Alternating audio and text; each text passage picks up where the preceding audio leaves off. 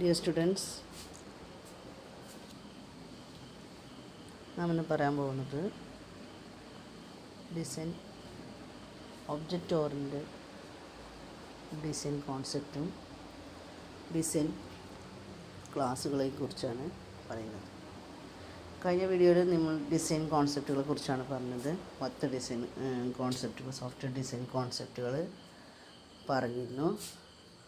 ഇനി അടുത്ത് പറഞ്ഞ ഒബ്ജക്റ്റ് ഓറിയൻറ്റഡ് ആയിട്ടുള്ള കോൺസെപ്റ്റാണ്. ജസ്റ്റ് മെൻഷൻ ചെയ്യുന്നേ ഉള്ളൂ ഏതൊക്കെയാണ് ഒബ്ജക്റ്റ് ഓറിയൻറ്റഡ് ആയിട്ട് വരുന്ന design കോൺസെപ്റ്റുകൾ.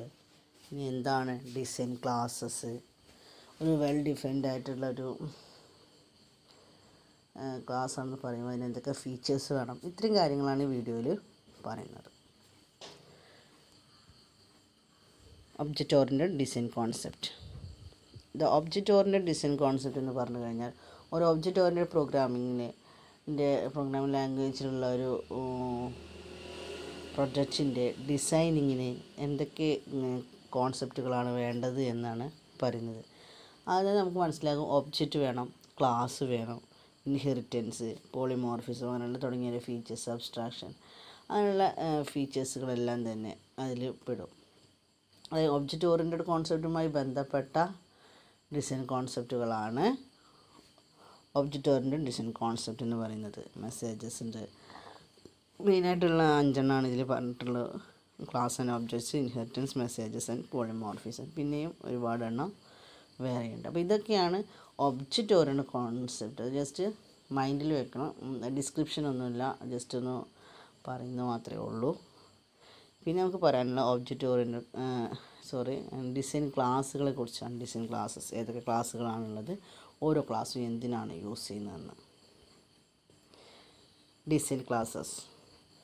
The requirement model defines a set of analysis classes. അതായത് റിക്വയർമെൻറ്റ് മോഡലാണ് ഓരോ ക്ലാസ്സുകളും ഡിഫൈൻ ചെയ്യുന്നത്. Each describe some elements of the problem domain, focusing on aspects of the problem that are user visible. The level of abstraction of an analysis class is relatively high. അതായത് ഇതിൽ ഓരോ ക്ലാസ്സും describe ചെയ്യുന്നത് ആ problem ഡൊമൈനാണ്. നമ്മുടെ ആ ഒരു എന്താണോ നമ്മുടെ വർക്ക് അതിനെ കാണിക്കാൻ വേണ്ടിയിട്ടാണ് ഓരോ ക്ലാസ്സും യൂസ് ചെയ്യുന്നത്. അത് യൂസറിന് വിസിബിളാണ് താനും. അതായത് ഉപയോഗിക്കുന്ന നമ്മൾ വർക്ക് ചെയ്യുമ്പോൾ നമുക്കത് വിസിബിളാണ് ആ ഒരു പ്രോബ്ലം ഡൊമൈൻ എന്ന് പറയുന്നത്. അതുമാത്രമല്ല ഇതിൻ്റെ അബ്സ്ട്രാക്ഷൻ എന്ന് പറയുന്നത് കമ്പാരിറ്റീവ്ലി ഹൈ അബ്സ്ട്രാക്ഷൻ ആയിരിക്കും. അതായത് അത്രയും കോംപ്ലിക്കേറ്റഡ് ആയിട്ടുള്ള ഹൈറാർക്കിക്കൽ മാനറിലുള്ള ഒരു അബ്സ്ട്രാക്ഷൻ ആയിരിക്കും ഇതിലുണ്ടായിരിക്കുക. അപ്പോൾ ഒരു പ്രോബ്ലം ഡൊമൈനിന് വേണ്ടിയിട്ടുള്ള ക്ലാസ്സുകളെയാണ് ഡിസൈൻ ക്ലാസ്സുകളെന്ന് പറയുന്നത്. ഈ അനാലിസിസ് ക്ലാസ് വഴിയാണത് ഡെവലപ്പ് ചെയ്യുന്നത്. ഇനി എന്താണ് പറയുന്നത്? A set of design classes that refine the analysis classes by providing design detail. അപ്പോൾ സെറ്റ് ഓഫ് ഡിസൈൻ ക്ലാസ് എന്ന് പറയുന്നത് എന്താണ്? അനാലിസിസ് ക്ലാസ്സിനെ റിഫൈൻ ചെയ്തുകൊണ്ട് ഡിസൈൻസ് ഡീറ്റെയിൽസ് പ്രൊവൈഡ് ചെയ്യുക, എന്നിട്ടോ ക്ലാസ്സസ് ഇംപ്ലിമെൻറ്റ് ചെയ്യുക. അതിന് വേണ്ടിയിട്ടുള്ളതാണ്. അതായത് ആ ഒരു സോഫ്റ്റ്വെയറിൻ്റെ സ്ട്രക്ചർ ഇംപ്ലിമെൻറ്റ് ചെയ്യാൻ ഈ ക്ലാസ് യൂസ് ചെയ്യുക. അപ്പോൾ നമ്മൾ ഫസ്റ്റ് പോയിന്റ് പറഞ്ഞത് റിക്വയർ മോഡൽ ഡിഫൈൻ ചെയ്യാൻ ഒരുപാട് അനാലിസിസ് ക്ലാസ്സുകളുണ്ടെന്ന് പറഞ്ഞു. ഈ അനാലിസിസ് ക്ലാസ്സുകൾ മെയിനായിട്ടും പ്രോബ്ലം ഫോക്കസ് ചെയ്തിട്ടാണ്. ഈ പ്രോബ്ലം യൂസർ വിസിബിളാണ്, ഇതിന് ഹൈലി അബ്സ്ട്രാക്ഷൻ ആണെന്നും പറഞ്ഞു. ഇനി ഈ ഒരു അനാലിസിസ് ക്ലാസ്സിനെ റിഫൈൻ ചെയ്തുകൊണ്ട് set of design class provide ചെയ്യാനാണ്. അതായത് ഈ അനാലിസിസ് ക്ലാസ്സിൽ നിന്നാണ് നാം ഡിസൈൻ ക്ലാസ്സുകൾ ഡിഫൈൻ ചെയ്തത്. ഇപ്പോൾ ഡിസൈനിങ് ആണ് പഠിക്കുന്നത്. റിക്വയർമെൻറ്റ് മോഡലിൽ ആണ് നമുക്ക് അനാലിസിസ് ക്ലാസ് കിട്ടുക. ഈ അനാലിസിസ് ക്ലാസ് ഡിഫൈൻ ചെയ്തിട്ടാണ് നമ്മൾ ഡിസൈൻ ക്ലാസ് പ്രൊവൈഡ് ചെയ്യുന്നത്. അപ്പോൾ enable the classes to be implemented and implement a software infrastructure that support business solution. Business സൊല്യൂഷന് വേണ്ടിയിട്ട് ക്ലാസ് ഇംപ്ലിമെൻറ്റ് ചെയ്തിട്ട് അതിൻ്റെ സോഫ്റ്റ്വെയറിൻ്റെ സ്ട്രക്ചർ ഡെവലപ്പ് ചെയ്യാൻ ഈ ഒരു ഡിസൈൻ ക്ലാസ് വഴി കഴിയും. ഡിസൈനിങ് എന്ന് പറഞ്ഞാൽ തന്നെ അറിയാം, കുറേ ഡയഗ്രമാറ്റിക്കലി കാണിക്കാനാണ് ഉപയോഗിക്കുന്നത്. അത്തരം ക്ലാസ്സുകളെയാണ് ഡിസൈൻ ക്ലാസ് എന്ന് പറയുന്നത്. മെയിനായിട്ടും ഉപയോഗിക്കുന്ന ഡിസൈൻ ക്ലാസ്സുകളെന്ന് പറഞ്ഞാൽ 5 തരമാണുള്ളത്. 5 different types of design classes, each representing a different level of design architecture can be developed. ഒന്ന് യൂസർ ഇൻ്റർഫേസ് ക്ലാസ്സസ് ആണ്. അതായത് ഒരു ഇൻ്റർഫേസ് ആയിട്ട് നിൽക്കാൻ വേണ്ടി നമുക്ക് അതിൽ പറയാം. അതായത് ഇപ്പോൾ നമുക്ക് ഇൻ്റർഫേസ് ലിങ്കാണ്, പരസ്പരം ഇപ്പോൾ യൂസറിന് കമ്പ്യൂട്ടർ ലിങ്ക് ചെയ്യിക്കാൻ അങ്ങനെ ഒരു ഇൻ്റർഫേസ് ആയിട്ട്. ബിസിനസ് ഡൊമൈൻ എന്ന് പറഞ്ഞാൽ ബിസിനസ് പർപ്പസിന് വേണ്ടി. പ്രോസസ് ക്ലാസ് എന്ന് പറഞ്ഞാൽ ആ ഒരു പ്രോസസ് ഫ്ലോ കാണിക്കാം. പിന്നെ ഓരോന്നിനും ഓരോ അതിൻ്റേതായിട്ടുള്ളൊരു function. User interface classes, business domain classes, process classes, persistence classes, system classes. ഫസ്റ്റത്തെ user interface classes. User interface classes എന്ന് പറഞ്ഞു കഴിഞ്ഞാൽ അത് അബ്സ്ട്രാക്ഷൻ ഡിഫൈൻ ചെയ്യാൻ വേണ്ടിയിട്ടുള്ളൊരു ഡിസൈൻ ക്ലാസ്സാണ്. അതായത് ഹ്യൂമൻ കമ്പ്യൂട്ടർ ഇൻട്രാക്ഷന് മസ്റ്റായിട്ട് വേണ്ട ഒരു ക്ലാസ്സാണ് യൂസർ ഇൻ്റർഫേസ് ക്ലാസ് എന്ന് പറയുന്നത്. ആ പേരിൽ തന്നെ ഉണ്ട് ഇൻ്റർഫേസ്, യൂസർ ഇൻ്റർഫേസ് ക്ലാസ് എന്ന് പറയുന്നത്. HCI ഹ്യൂമൻ കമ്പ്യൂട്ടർ ഇൻട്രാക്ഷൻ സാധ്യമാക്കാൻ ആവശ്യമായ ഡിസൈൻ ക്ലാസ്സാണ് യൂസർ ഇൻ്റർഫേസ് ക്ലാസ്. അപ്പോൾ മെയിനായിട്ട് ഡിഫൈൻ ചെയ്യുന്ന അബ്സ്ട്രാക്ഷൻ എന്നുള്ളൊരു ഡിസൈൻ കോൺസെപ്റ്റാണ് ഈ ഡിസൈൻ ക്ലാസ് ഡിഫൈൻ ചെയ്യുന്നത്. ഇനി രണ്ടാമത് പറയുന്നത്, അതിലൊരു പോയിൻ്റ് കൂടി പറയുന്നത്, user interface class in any cases HCI occurs within the context of metaphor and the design classes for the interface may be visual representation of the elements of the metaphor. അതായത് computer human computer interaction ചിലപ്പം ഒരു പ്രത്യേക കോണ്ടെക്സ്റ്റായിട്ട് രൂപപ്പെടാം. അതായത് ഒരു ഫോമിൻ്റെ രൂപത്തിലോ അല്ലെങ്കിൽ ഒരു ഫാക്സിൻ്റെ രൂപത്തിലോ അല്ലെങ്കിൽ ചെക്ക് ബോക്സ്, ഓർഡർ ലിസ്റ്റ് പോലുള്ള അങ്ങനെയുള്ള ഒരു സെലക്ഷൻ മാനറിൽ എന്തെങ്കിലും ഒക്കർ ചെയ്യാം. അങ്ങനെ സമയത്ത് ഇത് എന്താണ് ആ ഒരു മെറ്റാഫോറിൻ്റെ വിഷ്വൽ റെപ്രസെൻറ്റേഷനായിട്ടാണ് കാണിക്കുക. അതിൽ ഒരുപാട് ഓപ്ഷൻ ഉണ്ടാവും. ഇപ്പോൾ ചെക്ക് ബോക്സ് ആയാലും ഫോം ആയാലും അങ്ങനെ പല ഓപ്ഷനുകളുണ്ടാവും. ഏതാണോ നമ്മൾ സെലക്ട് ചെയ്യുന്നത് അതിൻ്റെ ഒരു വിഷ്വൽ റെപ്രസെൻറ്റേഷനായിട്ടും ഇത് കാണിക്കാറുണ്ട്. വെറും ഒരു കമ്പ്യൂട്ടർ യൂസർ ഇൻ്റർഫേസ് എന്ന് പറഞ്ഞാൽ അപ്പുറത്തേക്ക് അങ്ങനെയും യൂസ് ചെയ്യാറുണ്ട് എന്നാണ് പറയുന്നത്. അതായത് നമ്മൾ സെലക്ട് ചെയ്യുന്നതിനനുസരിച്ചിട്ടുള്ള ഒരു ഇൻ്റർഫേസ്, അങ്ങനെ ഒരു ഇൻ്റർഫേസ് യൂസ് ചെയ്യാം. നമുക്ക് ഒരുപാട് ഓപ്ഷൻ ഉണ്ട്. യെസ് ഓർ നോ ആവാം, അല്ലെങ്കിൽ ഒരു 4-5 കാറ്റഗറി തന്നിട്ട് അല്ലെങ്കിൽ ചൂസ് ചെയ്യാം. അങ്ങനെയും ഒരു ഇൻ്റർഫേസായിട്ട് യൂസ് ചെയ്യാം. രണ്ടാമത് പറയുന്ന ഡിസൈൻ ക്ലാസ് എന്ന് പറയുന്നത് ബിസിനസ് ഡൊമൈൻ ക്ലാസ് ആണ്. ബിസിനസ് ഡൊമൈൻ ക്ലാസ്സിൽ പറയുന്ന ഡിസൈൻ കോൺസെപ്റ്റ് എന്ന് പറഞ്ഞാൽ റിഫൈൻമെൻ്റ് ആണ് മെയിനായിട്ട് പറയുന്നത്. Business domain classes are often refinements of the analysis class defined earlier. മെയിനായിട്ടും ഉദ്ദേശിക്കുന്ന ഡിസൈൻ കോൺസെപ്റ്റ് റിഫൈൻമെൻ്റ് ആണ്. അത് ഓൾറെഡി ഡിഫൈൻ ചെയ്ത അനാലിസിസ് ക്ലാസ്സസിനെ റിഫൈൻമെൻറ്റ് ചെയ്യുക. റിഫൈൻമെൻറ്റ് എന്ന കോൺസെപ്റ്റ് യൂസ് ചെയ്യുക. അങ്ങനെയാണ് ബിസിനസ് ഡൊമൈൻ ക്ലാസ് ഡെവലപ്പ് ചെയ്യുന്നത്. The classes identify the attributes and services that are required to implement some elements of the business domain. എന്നിട്ട് ഈ ഡിസൈൻ ക്ലാസ് എന്താണ് ചെയ്യുന്നത്? Identify the attributes and methods.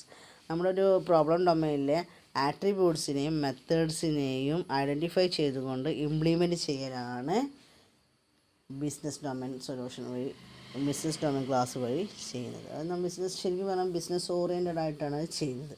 അപ്പോൾ അതിലുള്ള analysis ക്ലാസ്സിനെ റിഫൈൻ കോൺസെപ്റ്റ് യൂസ് ചെയ്തുകൊണ്ടാണ് business domain class develop ചെയ്യുന്നത്. അതിൻ്റെ പർപ്പസ് എന്ന് പറഞ്ഞത് ഐഡൻറ്റിഫൈ ചെയ്ത് ആട്രിബ്യൂട്ട്സും മെത്തേഡ്സും ഐഡൻറ്റിഫൈ ചെയ്തുകൊണ്ട് അതിനെ ബിസിനസ് സൊല്യൂഷൻ ഡെവലപ്പ് ചെയ്യാൻ വേണ്ടിയിട്ട് ഇംപ്ലിമെൻറ്റ് ചെയ്യലാണ് ഉദ്ദേശം. മൂന്നാമത്തെ പ്രോസസ് ക്ലാസ് ആണ്. പ്രോസസ് ക്ലാസ് എന്ന് പറയുന്നത് അവിടെ ഉദ്ദേശിക്കുന്ന ഡിസൈൻ കോൺസെപ്റ്റ് എന്ന് പറയുന്നത് അബ്സ്ട്രാക്ഷൻ ആണ്. Lower level business abstraction required to full manage the business domain classes. Process classes implement lower level business abstraction required to full manage the business domain classes.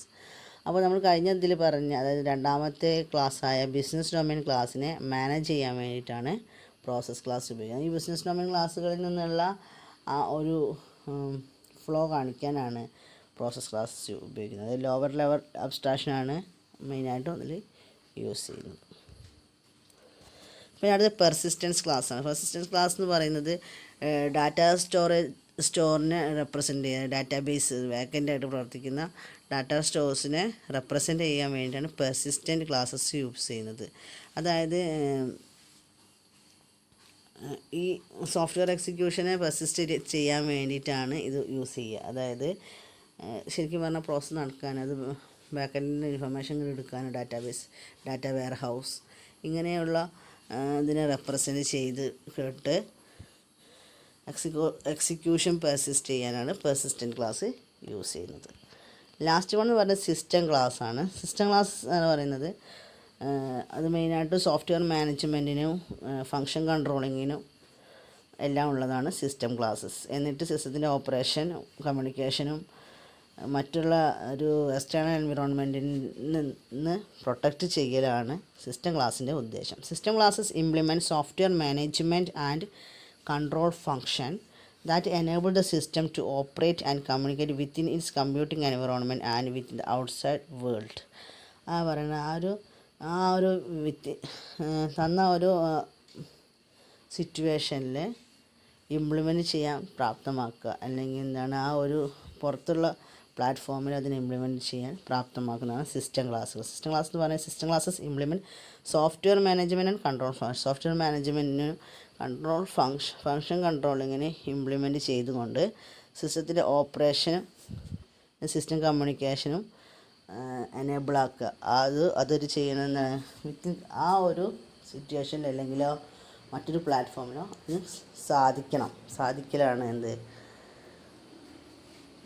System class കൊണ്ട് ഉദ്ദേശിക്കുന്നത്. സിസ്റ്റത്തിൻ്റെ operation കറക്റ്റായിട്ട് ചെയ്യുക, അതിന് system management അത്രയേ ഉള്ളൂ അതിൽ പറയുന്നത്.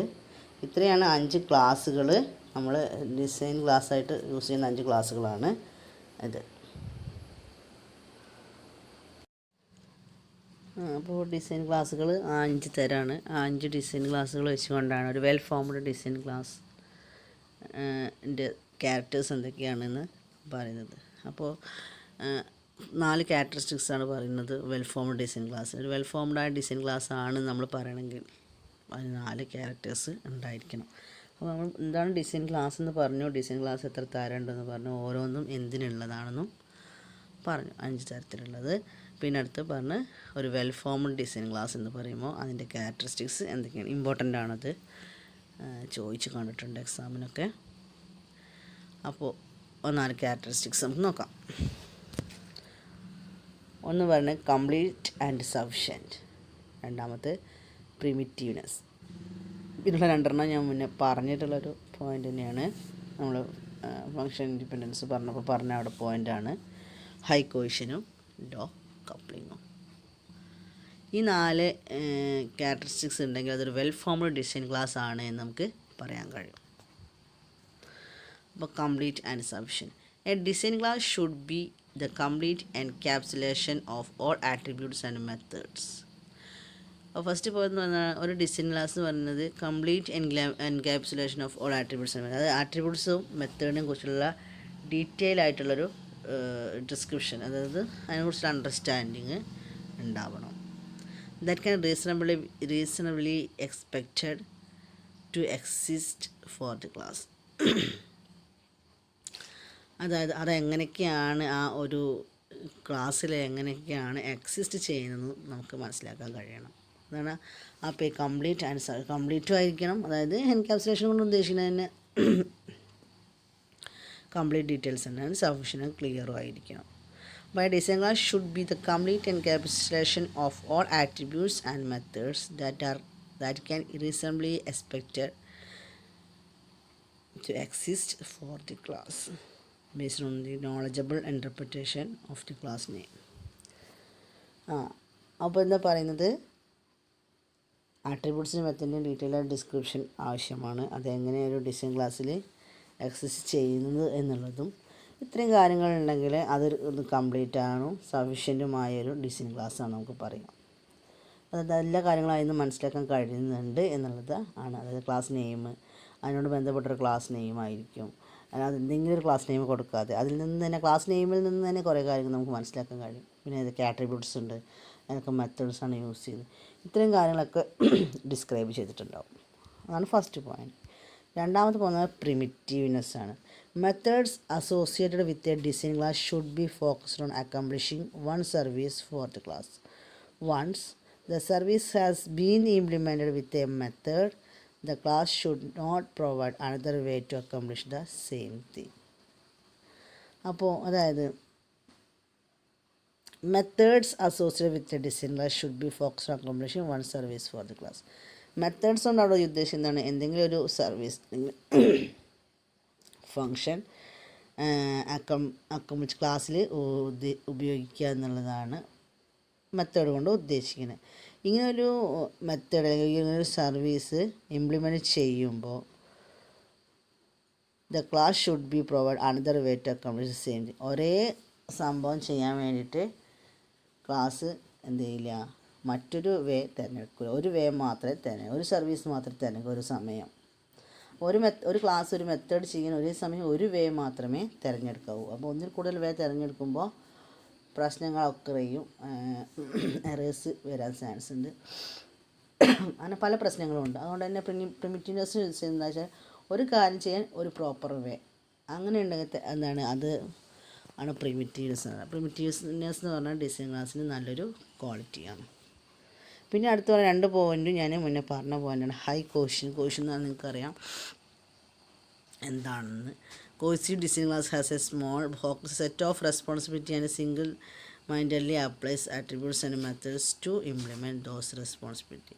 അപ്പോൾ എന്തെങ്കിലും ഒരു ഫംഗ്ഷൻ ചെയ്യുന്ന സമയത്ത് കോഹിഷൻ എന്ന് പറയുമ്പോൾ ഹൈ ആവണം. കോഹിഷൻ എന്ന് പറയുമ്പോൾ ഫംഗ്ഷൻ ഇൻഡിപെൻഡൻസ് തന്നെയാണ്. അതായത് ഒന്നിൽ കൂടുതൽ മോഡുകൾ കൂടിച്ചേർന്നുകൊണ്ട് പ്രവർത്തിക്കലാണ്. അത് എന്തെങ്കിലും ഒരു റെസ്പോൺസിബിലിറ്റി ചെയ്യാൻ വേണ്ടിയിട്ട് സിംഗിൾ മൈൻഡായിട്ട് പ്രവർത്തിക്കുക, ഒറ്റൊരാളായിട്ട് പ്രവർത്തിക്കുക, ഒന്നിൽ കൂടുതൽ ആളുകളെ ഒരേ മെൻറ്റാലിറ്റിയോടെ പ്രവർത്തിക്കുക. അപ്പോൾ അവർ തമ്മിലുള്ള ആ ഒരു റിലേഷൻ എന്ന് പറയുന്നത് ഹൈ ആണെങ്കിൽ ഏറ്റവും ഹൈ ആവണം. അത്രയും ഹൈ ആകുമ്പോഴാണ് ആ ഒരു പർപ്പസ് അത്രയും നന്നാവും. അതുകൊണ്ട് തന്നെ കൊഹിഷൻ എന്ന് പറയുന്നത് ഹൈ ആയിരിക്കണം. അത് ലോ ലെവലിൽ നിന്ന് ഇങ്ങനെ പോയിക്കൊണ്ടേയിരിക്കും. ഏറ്റവും ഹൈ ആകുമ്പോഴാണ് ആ ഒരു ഇത് പ്രോപ്പർ ആകുന്നത്. അതുകൊണ്ട് ഡിസൈൻ ക്ലാസ്സിൻ്റെ മറ്റൊരു ക്യാരക്ടറിസ്റ്റിക്സ് ആണ് ഹൈ കൊഹിഷൻ എന്ന് പറയാം. അത് നമുക്ക് കപ്ലിംഗ് ആണെങ്കിൽ ലോ കപ്ലിംഗ് ആണ് വേണ്ടത്. അതായത് പരമാവധി ഒറ്റയ്ക്ക് ഒരു കാര്യം ചെയ്യാനുള്ള ശ്രമം അതാണ്. അപ്പോൾ ചെയ്യാൻ കഴിയുന്ന കാര്യത്തിന് വേണ്ടിയിട്ട് മറ്റൊരാളെ ആശ്രയിക്കുക എന്ന് പറയുന്നത് ഏറ്റവും കുറച്ച് മാത്രം ആശ്രയിക്കുക, കൂടുതൽ ആശ്രയിക്കാതെ. അതുകൊണ്ട് തന്നെയാണ് പറയുന്നത് കപ്ലിംഗ് എപ്പോഴും ലോ ആയിരിക്കണം ഏറ്റവും നല്ലത്. Within the design model it is necessary for design classes to collaborate with one another. അതായത് മറ്റൊരാളുമായിട്ട് കൂടിച്ചേരാതെ ഒറ്റയ്ക്ക് ഇൻഡിപെൻഡൻ്റ് ആയിട്ട് ചെയ്യുക. അപ്പോൾ അതുകൊണ്ട് തന്നെ കപ്ലിംഗ് എപ്പോഴും ലോ ആവണം എന്നാണ് പറയുന്നത്, ഹൈ ആവാതെ. Our collaboration should be kept to an acceptable minimum. അപ്പോൾ ശ്രദ്ധിക്കേണ്ടത് കോഹിഷൻ ഹൈ ആവണം, അതേസമയം കപ്ലിംഗ് ലോ ആവണം. അപ്പോൾ ആ ഗ്രാഫിൽ ഏറ്റവും താഴെ കോഹിഷൻ കിടക്കുന്ന ഏറ്റവും ഹൈയിലായിരിക്കണം, അതേസമയം കപ്ലിംഗ് ഏറ്റവും ഫസ്റ്റിലായിരിക്കണം. അതാണ് ഇതിൻ്റെ പ്രത്യേകത. അപ്പോൾ ഒരു വെൽ ഫോംഡ് ഡിഫൈൻഡ് ആയിട്ടുള്ള ഡിസൈൻ ക്ലാസിൻ്റെ ക്യാരക്ടറിസ്റ്റിക്സ് മെയിനായിട്ട് 4 sufficient and complete, primitiveness, high cohesion and low coupling. ഇത്രയും കാര്യങ്ങളാണ് ഇതിൽ പറയാനുള്ളത്. അപ്പോൾ ഡിസൈൻ ക്ലാസ് ആണ് ഒരു സെക്ഷൻ. അതിൻ്റെ കൂടെ ഞാൻ ഒബ്ജക്റ്റ് ഓറിയൻറ്റഡ് കോൺസെപ്റ്റ് കൂടി പറഞ്ഞു. കാരണം അത് ഡീറ്റെയിൽ ആയിട്ടൊന്നും പറയാത്തത് കൊണ്ടാണ് ആ ഒരു പോയിൻ്റ് ഇതിൽ ഉൾപ്പെടുത്തിയത്, 2 വീഡിയോ ആക്കാനിത്. അപ്പോൾ ഒബ്ജക്റ്റ് ഓറിയൻറ്റഡ് കോൺസെപ്റ്റ് എന്താണെന്നും മെയിനായിട്ടുള്ള കോൺസെപ്റ്റ് എന്താണെന്ന് മനസ്സിലാക്കുക. പിന്നെ ഡിസൈൻ ക്ലാസ് എന്താണ്, different types of design class എന്തൊക്കെയാണ്, ഇനി ഒരു വെൽ ഫോം ഡിസൈൻ ക്ലാസ്സിലെ ക്യാരക്ടറിസ്റ്റിക്സ് എന്താണ്, ഇത്രയും കാര്യങ്ങളാണ് ഈ വീഡിയോയിൽ പറയുന്നത്. മനസ്സിലായിട്ട് നമുക്ക് കരുതുന്നു. Okay, thank you.